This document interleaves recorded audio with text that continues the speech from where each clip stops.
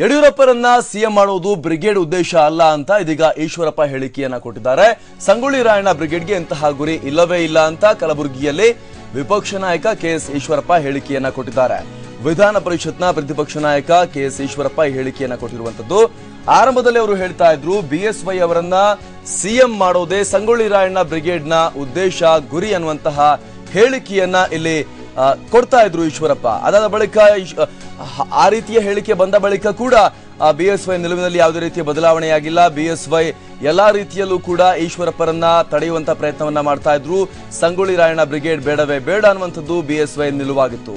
ಇದೀಗ ಈಶ್ವರಪ್ಪ ಕೂಡ ತಮ್ಮ ಹೇಳಿಕೆಯನ್ನ ಬದಲಾಯಿಸಿದ್ದಾರೆ. ಬಿಎಸ್ವೈರನ್ನ ಸಿಎಂ ಮಾಡುವ ಉದ್ದೇಶ ಬ್ರಿಗೇಡ್ಗಿಲ್ಲ, ತಮ್ಮ ಉದ್ದೇಶವನ್ನ ನಿಲುವನ್ನ ಬದಲಾಯಿಸಿಕೊಳ್ಳಲಾಗಿದೆ, ಬ್ರಿಗೇಡ್ನ ಒಂದು ಮೂಲ ಉದ್ದೇಶವನ್ನ ಬದಲಾಯಿಸಿಕೊಳ್ಳಲಾಗಿದೆ ಅನ್ನುವಂತಹ ಹೇಳಿಕೆಯನ್ನ ಇದೀಗ ಕಲಬುರಗಿಯಲ್ಲಿ ಕೆಎಸ್ ಈಶ್ವರಪ್ಪ ಕೊಟ್ಟಿದ್ದಾರೆ. ಆಗ ಈಶ್ವರಪ್ಪನವರೇನು ಬಿಎಸ್ವೈ ವಿರೋಧದ ಬಳಿಕ ಕೂಡ ತಾವು ಬ್ರಿಗೇಡ್ ಕಾರ್ಯವನ್ನ ಮುಂದುವರಿಸ್ತೀವಿ ಅಂತ ಹೇಳಿದಾಗ ಬರ ಅಧ್ಯಯನ ತಂಡದಲ್ಲೂ ಕೂಡ ಪರಿಷತ್ನ ವಿಪಕ್ಷ ನಾಯಕರಾಗಿದ್ದಂತಹ ಈಶ್ವರಪ್ಪನವರನ್ನ ಬಿಎಸ್ವೈ ಇನ್ಕ್ಲೂಡ್ ಮಾಡಿರಲಿಲ್ಲ. ಅವರನ್ನ ಬಿಟ್ಟು ಬರ ಅಧ್ಯಯನದ ತಂಡವನ್ನ ಬಿಜೆಪಿ ಕಡೆಯಿಂದ ರಚನೆ ಮಾಡಲಾಗಿತ್ತು. ಆಗ ಬಿಎಸ್ವೈ ಹಾಗೂ ಈಶ್ವರಪ್ಪ ಮಧ್ಯೆ ಶೀತಲ ಸಮರ ತಾರಕಕ್ಕೇರಿರುವುದು ಸ್ಪಷ್ಟವಾಗಿತ್ತು.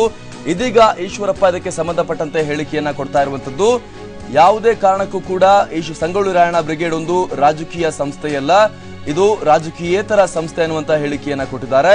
ಯಡಿಯೂರಪ್ಪರನ್ನ ಸಿಎಂ ಮಾಡುವ ಉದ್ದೇಶ ಸಂಗೊಳ್ಳಿ ರಾಯಣ್ಣ ಬ್ರಿಗೇಡ್ಗೆ ಇಲ್ಲ. ಬ್ರಿಗೇಡ್ನಲ್ಲಿ ಎಲ್ಲಾ ರಾಜಕೀಯ ಪಕ್ಷದ ನಾಯಕರು ಕೂಡ ಇದ್ದಾರೆ. ಇದೊಂದು ಸಾಮಾಜಿಕ ಸಾಂಸ್ಕೃತಿಕ ಸಂಸ್ಥೆ ಅನ್ನುವಂತ ಹೇಳಿಕೆಯನ್ನ ಇಲ್ಲಿ ಈಶ್ವರಪ್ಪ ಕೊಡುವಂತ ಪ್ರಯತ್ನವನ್ನ ಮಾಡಿದ್ದಾರೆ.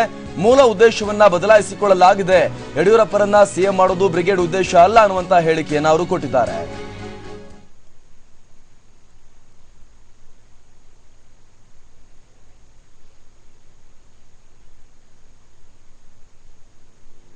ಯಡಿಯೂರಪ್ಪನವರು ಮುಖ್ಯಮಂತ್ರಿ ಮಾಡಂತ ಗುರಿ ತಮಗೆ ಇಲ್ಲ. ಈ ಬ್ರಿಗೇಡ್ ಉದ್ದೇಶ ಯಾರು ನಿಜಕ್ಕೂ ದಲಿತರಿಗೆ, ಹಿಂದುಳಿದವರಿಗೆ, ಶೋಷಿತ ವರ್ಗದವರಿಗೆ ನ್ಯಾಯ ಕೊಡುತ್ತೆ ಅಂತ ಅನ್ಸುತ್ತೆ ಅವ್ರಿಗೆ ಬೆಂಬಲ ಕೊಡಬಹುದು. ಸರ್, ಈಗ ದೇಶ ರಕ್ಷಣೆ, ಧರ್ಮ ರಕ್ಷಣೆ, ಶೋಷಿತರಿಗಾಗಿರೋಂತ ಅನ್ಯಾಯ ನೀವೇ ನಂಬ್ಕೊಂಡಿರ್ತ ಭಾರತೀಯ ಜನತಾ ಪಕ್ಷಗಳಿಂದ ಈ ನ್ಯಾಯ ಕೊಡ್ಸಕ್ ಆಗ್ತಾ ಇಲ್ವಾ? ಯಾಕೆ ನೀವು ಇನ್ನೊಂದು ಪರ್ಯಾಯ ಇಲ್ಲ? ನೋಡಿ, ಅದಕ್ಕೆ ಹೇಳ್ತಿರೋದು. ಈಗ ಪರ್ಯಾಯ ಪ್ರಶ್ನೆ ಇಲ್ಲಿ ಉದ್ಭವ ಆಗಲ್ಲ.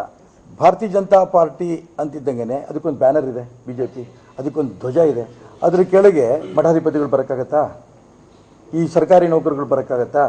ಅನೇಕ ಸಂಘಗಳು, ಜಾತಿ ಸಂಘಗಳು, ಕುರುಬರ ಸಂಘ ಇರ್ಬೋದು ಅಥವಾ ಅಂಬಿಗರ ಚೌಡೆಯರ ಸಂಘದವ್ರು ಇರ್ಬೋದು, ಇಡೀ ಜಿಲ್ಲಾ ಸಮಿತಿಯವರನ್ನೇ ಬ್ರಿಗೇಡ್ ಜೊತೆ ಬರ್ತಾ ಇದ್ದಾರೆ. ಅವ್ರು ನೇರ ಬಿಜೆಪಿ ಜೊತೆ ಹೋಗಲ್ಲ.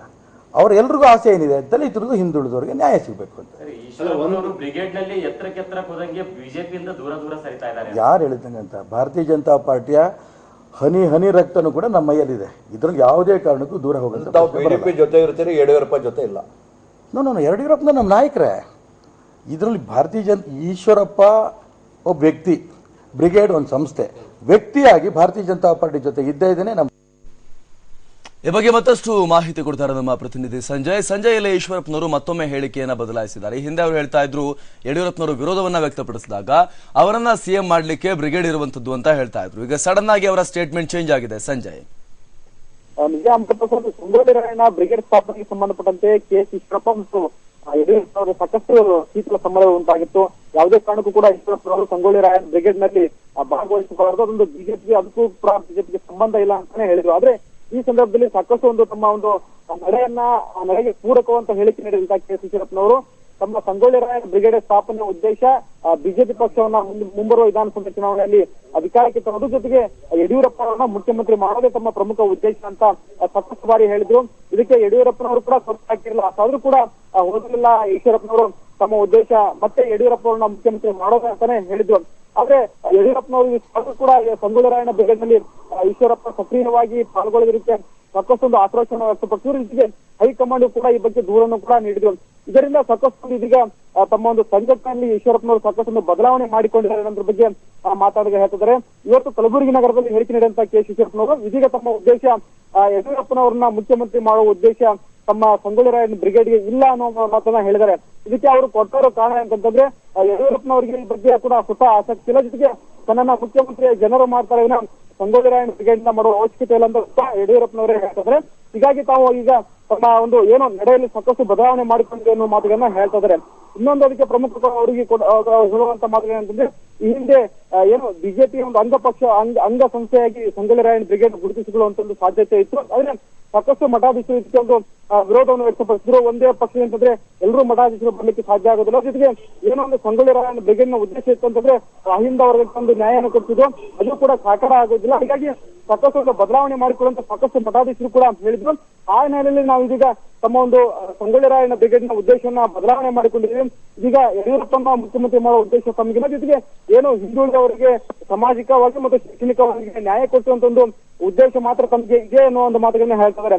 ಇನ್ನೊಂದು ಏನಂತಂದ್ರೆ, ಇದೀಗ ಇದು ಸಂಗೊಳ್ಳಿ ರಾಯಣ್ಣ ಬ್ರಿಗೇಡ್ ಒಂದು ಸಂಸ್ಥೆ, ಇದೊಂದು ಯಾವುದೇ ರಾಜಕೀಯ ಪಕ್ಷಕ್ಕೆ ಸೀಮಿತವಾದಂತ ಒಂದು ಸಂಸ್ಥೆ ಅಲ್ಲ. ಇದರಲ್ಲಿ ಇದೀಗ ಎಲ್ಲಾ ರಾಜಕೀಯ ಪಕ್ಷದವರು ಸಕ್ರಿಯವಾಗಿ ಭಾಗವಹಿಸಿದ್ದಾರೆ. ಜೊತೆಗೆ ಸರ್ಕಾರಿ ನೌಕರರು ಸೇರಿದಂತೆ ಬೇರೆ ಬೇರೆ ಸಂಘಟನೆಯವರು, ಬೇರೆ ಬೇರೆ ಜಾತಿಯ ಎಲ್ಲಾ ಹಿಂದುಳಿದ ವರ್ಗ ಜನರು ಇದೀಗ ಇದರಲ್ಲಿ ಭಾಗವಹಿಸೋದ್ರ ಅನ್ನೋ ಮಾತುಗಳನ್ನ ಹೇಳೋ ಮುಖಾಂತರ ತಮ್ಮ ಉದ್ದೇಶವನ್ನ ಇದೀಗ ನಾವು ಬದಲಾವಣೆ ಮಾಡಿಕೊಂಡಿದ್ದ ಅನ್ನೋ ಮಾತನ್ನ ಕೆ. ಈಶ್ವರಪ್ಪನವರು ಹೇಳ್ತಾ ಇದ್ದಾರೆ. ಅಮರ್ ಪ್ರಸಾದ್, ಧನ್ಯವಾದ ಸಂಜಯ್.